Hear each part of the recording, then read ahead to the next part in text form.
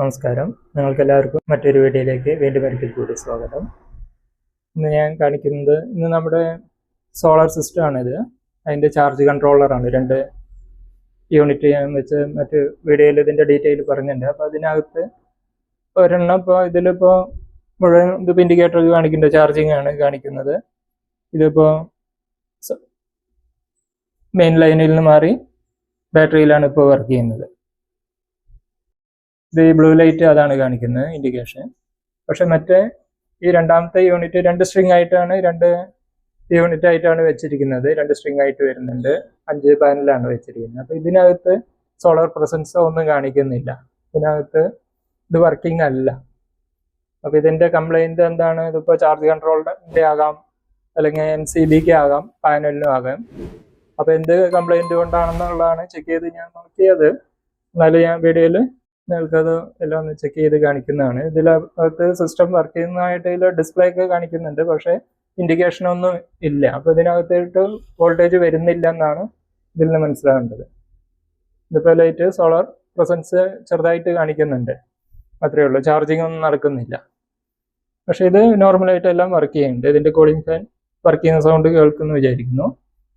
ഇതെല്ലാം വർക്കിംഗ് ആണ്. അപ്പോൾ ഇവിടെ ഇതിപ്പോൾ ഈ ചാർജ് കൺട്രോളറിൻ്റെ NCB ആണ് ഇത് വെച്ചിരിക്കുന്നത്. അതേപോലെ ഇത് രണ്ടാമത്തേന് ഇതാണ് വരുന്നത്. അപ്പോൾ ഇതിൽ വോൾട്ടേജ് ഒക്കെ വരുന്നുണ്ടോ? ചാർജ് കൺട്രോളർ ഇപ്പോൾ ഇവിടെ എല്ലാം വരുന്നുണ്ടെങ്കിൽ പിന്നെ കൺട്രോളറിനാണ് പ്രശ്നം. ഇവിടെ എല്ലാം ഒന്നും വരുന്നില്ലെങ്കിൽ പിന്നെ അത് പാനലിലായിരിക്കും, ഒന്ന് കേബിളിൽ അല്ലെങ്കിൽ പാനലിലായിരിക്കും വരിക. അപ്പോൾ കേബിളിന് സാധ്യത കുറവാണ്. ഇത് ഈ unit 4 square mm DC cable വെച്ചിട്ടുണ്ട്. ഇതിന് 6 സ്ക്വയർ mm DC കേബിളും വെച്ച് അങ്ങനെ. അപ്പോൾ സാധാരണ പെട്ടെന്ന് ഇതിലൊന്നും കടിച്ചു മുറിക്കാൻ പറ്റുന്ന ടൈപ്പ് കേബിളല്ല, ഹെവി കേബിളാണ്. അപ്പോൾ കേബിളൊന്നും കംപ്ലൈൻറ്റ് വരില്ല. പിന്നെ പാനലിലാണ് വരാൻ സാധ്യത. അപ്പോൾ നമുക്കൊന്ന് ചെക്ക് ചെയ്ത് നോക്കാം. അപ്പോൾ ഞാൻ അതിൻ്റെ NCB 2 ബോക്സും ഓപ്പൺ ചെയ്ത് വെച്ചിട്ടുണ്ട്. ഇത് മെയിൻ സപ്ലൈയുടെ ഇതാണ്, NCB ആണ്. ഇത് ഓൺ ചെയ്യാറില്ല, ഫുൾ ടൈം ഓഫ് ചെയ്തിട്ടാണ്. എന്തെങ്കിലും എമർജൻസി ചാർജ് തീർന്നു പോയാൽ മാത്രമേ ഇത് ഓൺ ആക്കാറുള്ളൂ. ഇതല്ലെങ്കിൽ ചേഞ്ച് ആയാൽ പോലും ഇതിൽ നിന്ന് എടുക്കാതിരിക്കാൻ, KCBയിൽ നിന്ന് എടുക്കാതിരിക്കാൻ വേണ്ടി സ്ഥിരമായിട്ട് ഓഫ് ചെയ്ത് വെച്ചിരിക്കുകയാണ്. അപ്പോൾ ഇതിപ്പോൾ ഇവിടെ ബാറ്ററിയുടെ ചാർജിനനുസരിച്ച് ചേഞ്ച് ആവും ഇവിടെ. പക്ഷെ എന്നാലും ഇവിടെ ഇപ്പോൾ ഓഫ് ആയാൽ പോലും ഇതിൽ നിന്ന് എടുക്കാതിരിക്കാൻ വേണ്ടിയാണ് അത് ഓഫ് ചെയ്ത് വെച്ചിരിക്കുന്നത്. അപ്പോൾ ഇത് സ്ഥിരമായിട്ട് KCB ലൈൻ ഓഫ് ചെയ്ത് വെച്ചിരിക്കുകയാണ്. ഇൻപുട്ട് AC ഇൻപുട്ട് കട്ട് ചെയ്ത് വെച്ചിരിക്കുകയാണ്. അതിന് വേണ്ടിയാണ് ഈ ഒരു NCB വെച്ചിരിക്കുന്നത്. ഇത് DC NCB ആണ്. ഇത് രണ്ടും ഇത് ഓരോ സ്ട്രിങ്സിൻ്റെയും. ഇതിപ്പോൾ ഈ ചാർജ് കൺട്രോളറിന്റെ NCB ആണിത്. ഇത് ഇരിക്കുന്നത് 2 ഓണിലാണ് ഇരിക്കുന്നത്. അപ്പോൾ ഇത് വർക്ക് ചെയ്യുന്ന സിസ്റ്റമാണ്. ഇതിലാണ് ഇതിന്റെ വരുന്നത് വർക്ക് ചെയ്യാത്തത്.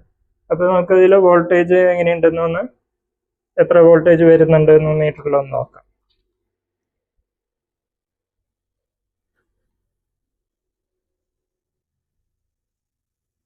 ഇതിനകത്ത് ഇപ്പോൾ 104 വോൾട്ട് വരുന്നുണ്ട്. ഇത് വർക്കിംഗ് ഉള്ളതാണിത്. അപ്പോൾ ഈ NCB ഇതിപ്പോൾ 2 സൈഡ് നോക്കിയാൽ NCB കംപ്ലൈന്റ് ഉണ്ടെങ്കിൽ ഒരു സൈഡ് വരും, മറ്റേ സൈഡ് വരില്ല. 2 സൈഡിൽ 104 വോൾട്ട് വരുന്നുണ്ട്. അപ്പോൾ ഇത് ഓക്കെയാണ്. ഇതിപ്പോൾ ഈ വർക്ക് ചെയ്യുന്ന സിസ്റ്റമാണ്. ഇത് ഓക്കെ ആയിട്ട് വർക്ക് ചെയ്യുന്നുണ്ട്. അതുപോലെ നമുക്ക് ഇതിനകത്ത് നോക്കാം. ഇതിനകത്ത് നോക്കുമ്പോൾ 28 വോൾട്ട് ഇതിൽ വരുന്നുള്ളൂ. അതിൻ്റെ മറ്റേ സൈഡും 29, 28. അപ്പോൾ ഈ വോൾട്ടേജ് അത്ര തന്നെ അതിൽ വരുന്നുള്ളൂ. ഇവിടെ വോൾട്ടേജ് കുറവാണ്. അപ്പോൾ NCB തകരാറില്ല, ചാർജ് കൺട്രോളറും പ്രശ്നമല്ല. ഇങ്ങോട്ട് വോൾട്ടേജ് വരുന്നില്ല. ഇതിനകത്തേക്ക് വളരെ ലൈറ്റായിട്ട് പ്രസൻസ് ഉണ്ട്, പക്ഷേ വോൾട്ടേജ് ഇല്ല. 28, 29 വോൾട്ടേ ഉള്ളൂ. 100 വോൾട്ടൊക്കെ 185 വോൾട്ടൊക്കെ വരേണ്ടതാണ്. അവിടെ 25 വോൾട്ട് ആകെ. ഇപ്പോൾ ബാറ്ററി 25 വോൾട്ട് ബാറ്ററിയുടെ ഉണ്ട്. ഇതിൽ നിന്ന് ചാർജ് കയറുന്നുണ്ട്. അപ്പോൾ ഇവിടേക്ക് കറണ്ട് വരുന്നില്ല. അപ്പോൾ മിക്കവാറും ഇത് സോളാർ പാനലിൻ്റെ ആണ് പ്രശ്നം വരിക. ഞാൻ ചെക്ക് ചെയ്ത് പാനൽ തന്നെയാണ്. നമുക്കതൊന്ന് പാനലിലൊന്ന് പോയി ചെക്ക് ചെയ്ത് നോക്കാം. ഇതാണ് ഈ 2 സെറ്റ് പാനലുകൾ വരുന്നത്. ഇതിപ്പോൾ ഇത് 2 UTLൻ്റെ പാനലാണ്. അപ്പുറത്ത് വരുന്ന ഹാവൽസിൻ്റെ 3 വരുന്നത്. അതിലത്തെ UTLൻ്റെ പാനൽ ഇതിലത്തെ ഈ സ്ട്രിങ്ങിൽ ഇത് യൂണിറ്റിലാണ് പ്രശ്നം കാണിക്കുന്നത്. മറ്റേതിലും ഓക്കെയാണ്. ഇപ്പോൾ വർക്ക് ചെയ്യുന്നത് ആ 3 ഹാവൽസിൻ്റെ. നമുക്ക് ഇതിൻ്റെ വോൾട്ടേജ് എത്ര വരുന്നുണ്ടെന്ന് ഈ പാനലിൽ ഏതോ ഒരു പാനലിൻ്റെ കംപ്ലൈൻ്റ് ആണ് ഈ കാണിക്കുന്നത്. അതിപ്പോൾ നമുക്ക് കണക്ഷൻ അഴിച്ചു വിട്ട് ഇപ്പോൾ ഇവിടെ വന്ന് നോക്കിയാൽ കാണാം. ഇതിൻ്റെ കണക്ഷൻ ഇവിടെ താഴെ, ഇത് സീരീസ് ആയിട്ടാണ് പാനലുകൾ കൊടുക്കുന്നത്. ഈ രണ്ട് പാനലും ഇതിൽ നിന്നുള്ളത് അടുത്തേക്ക് ലിങ്ക് ചെയ്ത് അതിൽ നിന്ന് സീരീസ് ആയിട്ട് കണക്ട് ചെയ്തിരിക്കും. അപ്പോൾ ഇതിൽ ഏതെങ്കിലും ഒരു പാനൽ കംപ്ലൈൻറ്റ് ഉണ്ടെങ്കിൽ മൊത്തത്തിൽ വരില്ല. അപ്പോൾ അതിൻ്റെ കണക്ഷൻ ഏത് പാനലിലാണ് പ്രശ്നം എന്നുള്ളത് കണക്ഷൻ ഡിസ്കണക്ട് ചെയ്തിട്ട് നമുക്ക് വോൾട്ടേജ് ചെക്ക് ചെയ്ത് നോക്കിയാൽ അറിയാം. നമുക്ക് ഒന്ന് നോക്കാം. ഇതിൻ്റെ എല്ലാ വയറും ഡിസ്കണക്ട് ചെയ്തിരിക്കുകയാണ്. രണ്ട് പാനലും സെപ്പറേറ്റ് ചെയ്തിട്ടുണ്ട്. ഇതിൽ നിന്ന് അതിലേക്ക് കൊടുത്ത് സീരീസ് ആയിട്ടാണ് അകത്തേക്ക് പോയിരുന്നത്. അപ്പോൾ നമ്മളിത് ഓരോ പാനലിൻ്റെ വോൾട്ടേജ് നമുക്ക് ഇപ്പോൾ മുകളിൽ കയറി നിൽക്കുന്നതുകൊണ്ട് കുറച്ച് കാണാൻ ബുദ്ധിമുട്ടുണ്ടാവും. എന്നാലും ചെക്ക് ചെയ്ത് നോക്കാം. കാണാൻ പറ്റുന്ന വിചാരിക്കുന്നു. ഇത് MC4 കണക്ടറുകളാണ് ഇതിലെല്ലാം വരുന്നത്. ഇതിപ്പോൾ ഇത് ഇങ്ങനെ വരുന്നത് നെഗറ്റീവ് ആണ്. ഇത് മെയിൽ ടൈപ്പ് വരുന്നത് പോസിറ്റീവും, ഫീമെയിൽ ടൈപ്പ് കണക്ടർ നെഗറ്റീവിലാണ് വരിക. അപ്പോൾ നമുക്കതിൽ വോൾട്ടേജ് ഒന്ന് ചെക്ക് ചെയ്ത് നോക്കാം. ഈ പാനലിൽ എത്ര വോൾട്ടേജ് വരുന്നുണ്ടെന്ന്.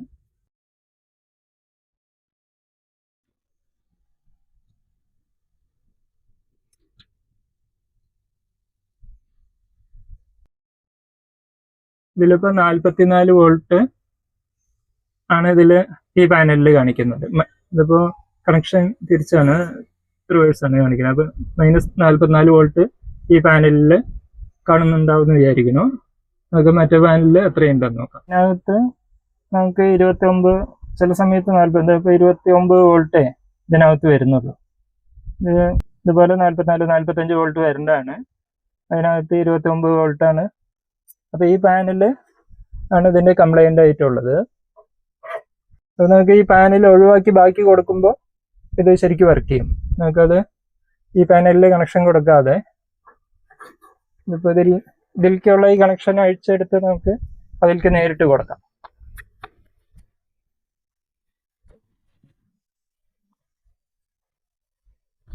ഈ കംപ്ലൈൻ്റ് ഉള്ള പാനൽ ഒഴിവാക്കി കൊടുക്കുമ്പോൾ നമുക്ക് അവിടെ വർക്ക് ചെയ്യുന്നുണ്ടോ എന്ന് ചെക്ക് ചെയ്ത് നോക്കാം. MC4 വെറുതെ ഇങ്ങനെ പ്രസ്സിങ്ങേ വരുന്നുള്ളൂ, ഇങ്ങനെ ലോക്കാണ് അത് വരുന്നത്. പിന്നെ പ്രസ് ചെയ്ത് അഴിച്ചെടുക്കാം. അതുപോലെ നമുക്ക് അതിൻ്റെ മറ്റേ സൈഡിൽ നിന്ന് കണക്ഷൻ കൊടുക്കാം. അതും കൂടെ കണക്ട് ചെയ്തിട്ട് നമുക്ക് അകത്ത് പോയി വർക്ക് ചെയ്യുന്നുണ്ടോ എന്നൊന്ന് നോക്കാം.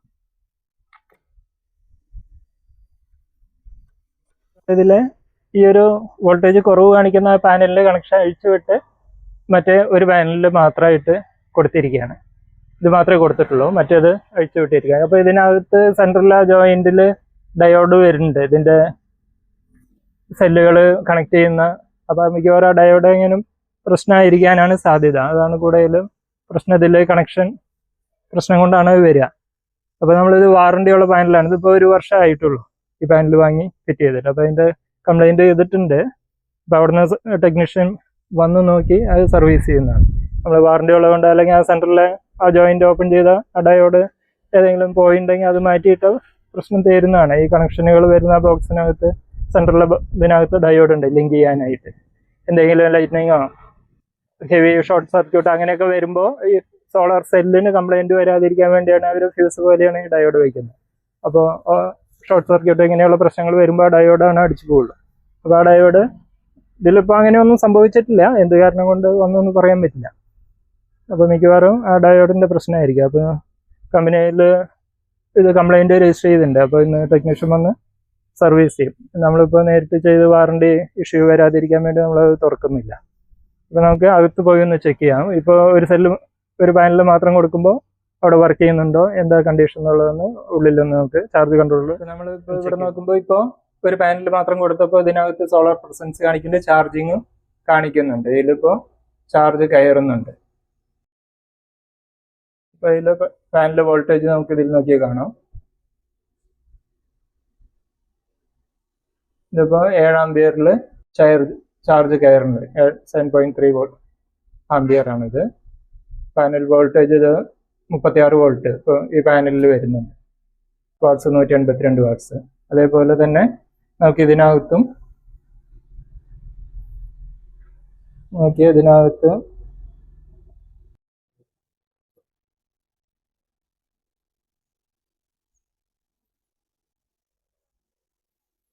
19 ആംപിയറിൽ ചാർജ് ഇപ്പോൾ കയറുന്നുണ്ട്. 99 വോൾട്ട് പാനലിന് വരുന്നുണ്ട് 494 വാട്ട്സ് കറണ്ട് വരുന്നുണ്ട്.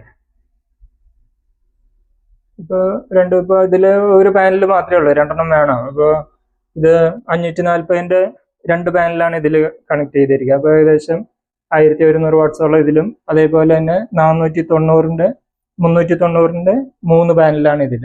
അത് ഏകദേശം ഒരു 1200 വാട്ട്സ് ഇത്. അപ്പോൾ 2200 വാട്ട്സ് ആണ്, 2.2 kV ആണ് രണ്ടും കൂടെ വരുന്നത്. അപ്പോൾ ഇതിലിപ്പോൾ ഒരു പാനലേ ഉള്ളൂ, 2 പാനലാകുമ്പോഴാണ് ഇതിന്റെ ഫുള്ളായിട്ട് ഇത് കിട്ടുന്നത്. ഇത് നിയോൺ 60 എന്ന് പറഞ്ഞ ഒരു മോഡലാണ് ആശാ പവറിന്റെ. ഇത് ഈ പാനലില് ഈ ചാർജ് കൺട്രോളർ സൂര്യ 40 എന്ന് പറഞ്ഞ മോഡലാണിത്. അപ്പോൾ ഇതിനി ഈ പാനലില് കംപ്ലൈന്റ് തീർത്ത് കഴിയുമ്പോഴാണ് ഫുള്ളായിട്ട് ചാർജ് കറക്റ്റായിട്ട് കിട്ടുക. ഇപ്പൊ ടെക്നീഷ്യൻ വന്ന് അത് റെഡി ആക്കിയതിന് ശേഷമുള്ള വീഡിയോ നമുക്ക് പിന്നീട് കാണിക്കുന്നത്. ഇപ്പൊ നമ്മുടെ പാനല് കണക്ട് ചെയ്തു, ഇതിന്റെ കംപ്ലൈന്റ് ഒക്കെ തീർന്നിട്ടുണ്ട്. അതിന്റെ ടെക്നീഷ്യൻ വന്നിരുന്നു. അവര് കംപ്ലൈന്റ് ചെയ്ത് 2 ദിവസം കഴിഞ്ഞപ്പോൾ ടെക്നീഷ്യൻ വന്ന് നോക്കിയപ്പോൾ, പക്ഷേ ആ സമയത്ത് നോക്കുമ്പോൾ ഇതിന് കംപ്ലൈന്റ് ഒന്നും കാണുന്നില്ല. അത് നോക്കുമ്പോൾ വോൾട്ടേജ് ഡൗൺ ആയിരുന്നു. കണക്ട് ചെയ്യുമ്പോൾ ഇത് പാനൽ രണ്ടും കൂടെ കണക്ട് ചെയ്താൽ നമുക്കൊന്നും ചാർജിങ് നടക്കുന്നുണ്ടായിരുന്നില്ല.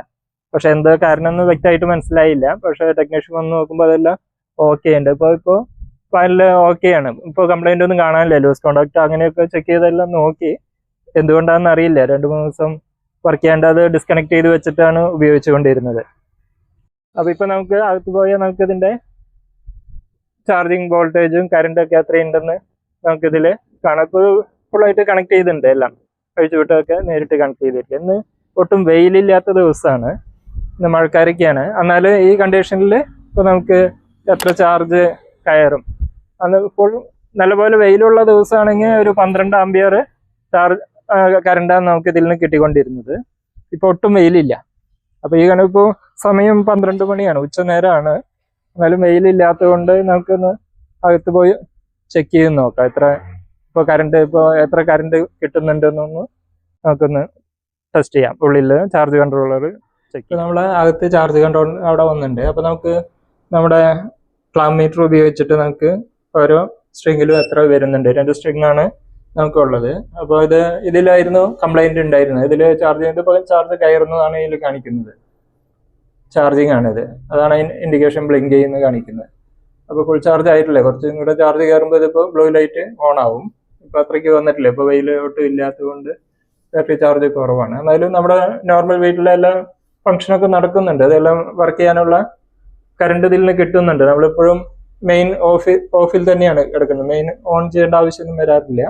രാത്രി പകലൊക്കെ കണ്ടിന്യൂസ് ആയിട്ട് നമുക്കിതിൽ കിട്ടും ചാർജ് ചെയ്യാൻ. അപ്പോൾ ഇതായിരുന്നു കംപ്ലൈന്റ് ഉണ്ടായിരുന്ന സ്ട്രിങ്ങിലെ ആ പാനലിന്റെ MCB ഇതാണ്. അപ്പോൾ ഈ ലൈനിൽ നമുക്ക് എത്ര കറണ്ട് വരുന്നുണ്ട് എന്നൊന്ന് നമുക്ക് ചെക്ക് ചെയ്ത് നോക്കാം. ആംപിയർ ഇതിപ്പോൾ നമുക്ക് ചാർജ് കൺട്രോൾ നോക്കിയാൽ തന്നെ നമുക്ക് കാണാം ഇന്ന് എത്ര ഔട്ട് എത്ര ഉണ്ടെന്ന്. ഇപ്പോൾ ഇന്നിപ്പോൾ 1/2 യൂണിറ്റാണ് ഇതിൽ ഈ സ്ട്രിങ്ങിൽ കിട്ടിയിരിക്കുന്നത്. ഇപ്പോൾ അതിനകത്ത് നമുക്ക് ഡീറ്റെയിൽ കിട്ടും. ഇതിപ്പോൾ ചാർജിങ് ആംപിയർ 2 ആംപിയർ ആണ് വരുന്നത്. ഇതിപ്പോൾ ചാർജ് കൺട്രോളർ 5.9 ആക്കി ഇൻക്രീസ് ചെയ്താണ് വിടുന്നത്. Battery 25 volt. അപ്പോൾ നമുക്ക് അതൊന്ന് നോക്കാം. ഈ പാനലിൽ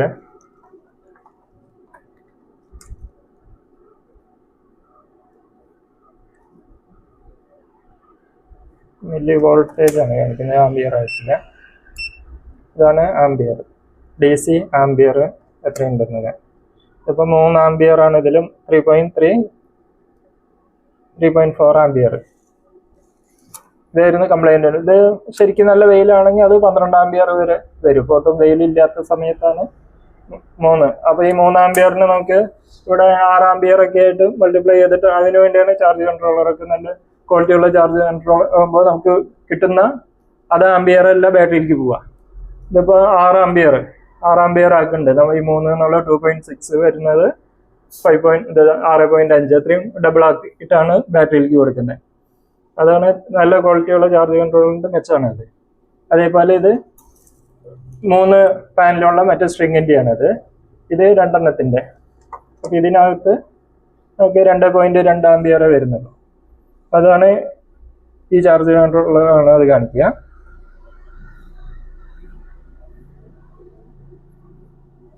രണ്ട് അത് 9 ആംപിയർ ആയിട്ട് ഇത് മൾട്ടിപ്ലൈ ചെയ്തിട്ട് നമുക്ക് യൂസ് ചെയ്യാൻ പറ്റും.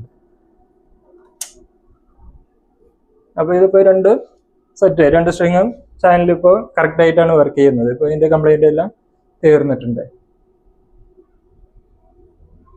അപ്പോൾ ഇതിൽ പ്രത്യേകിച്ച് കംപ്ലൈന്റ് ഒന്നും ഉണ്ടായിരുന്നില്ല. ലൂസ് കണക്ട് എന്തെങ്കിലും കണക്ടറിന്റെ എന്തെങ്കിലും പ്രശ്നം ആയിരിക്കാം ഒരു പക്ഷേ, നോക്കിയിട്ടൊന്നും കണ്ടില്ല. ഇപ്പം അത് ഓക്കെയാണ്. അപ്പോൾ ഇതിൽ മറ്റു തകരാറൊന്നും നിലവിലില്ല. അപ്പോൾ ഈ വീഡിയോ കണ്ട നിങ്ങൾക്ക് എല്ലാവർക്കും നന്ദി. Thank you.